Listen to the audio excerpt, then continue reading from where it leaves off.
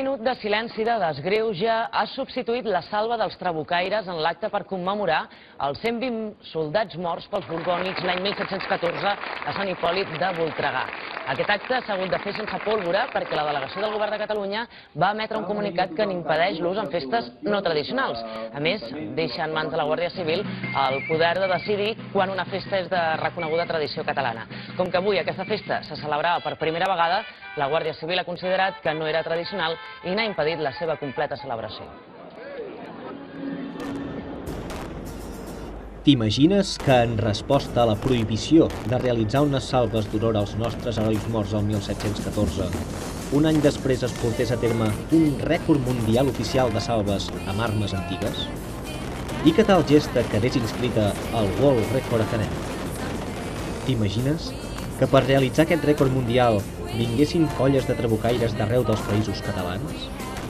T'imagines també que vinguessin diversos grups de recreacions històriques, entre ells els Miquelets de Catalunya i de València, amb altres grups de diferents èpoques històriques per participar-hi i que desfilessin junts amb la marxa de torxes abans de realitzar el rècord mundial? T'imagines que el jurat que certifiqués aquest rècord mundial al World Record Academy fos un jurat d'il·lustres representants de diferents àmbits de la societat catalana, reunits en suport contra la injustícia que es va patir l'any passat? T'imagines que durant tot el dia es fes un mercat de productes etiquetats en català i d'altres entitats, reunides per manifestar el nostre rebuig a l'obligació d'etiquetar en dues llengües que va dictaminar el Parlament Europeu?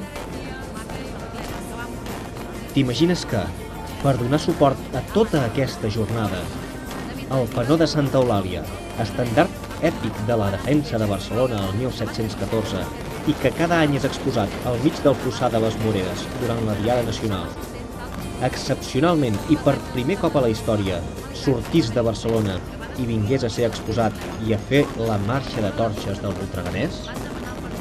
Doncs no t'ho imaginis i vine a viure-ho perquè tot això serà una realitat el dia 4 de febrer a Sant Hipòlit, dins la diada de la commemoració dels fets de la gleba. Durant tot el dia, a partir de les 10 del matí, hi haurà un mercat de productes etiquetats en català i entitats pels carrers de Sant Hipòlit. A la tarda, a partir de les 5, es farà la marxa de torxes de Sant Hipòlit fins al Santuari de la Gleva, on es realitzarà el rècord oficial mundial inscrit en el World Record Academy. I el jurat estarà format pels il·lustres exconseller Joan Carretero, els diputats del Parlament de Catalunya Josep Maria Vila de Badal, Anna Simó i Alfons López Tena, per part dels sindicats José Luis Gallego de Comissions Obreres i per part de la patronal Ramon Carner, president del Cercle Català de Negocis, com a representant local Xavier Vilamala, alcalde de Sant Hipòlit de Voltregà, i com a representants de la societat civil Xavier Hernández, historiador i catedràtic de la Universitat de Barcelona, i David Colomer, president d'Òmnium Osona.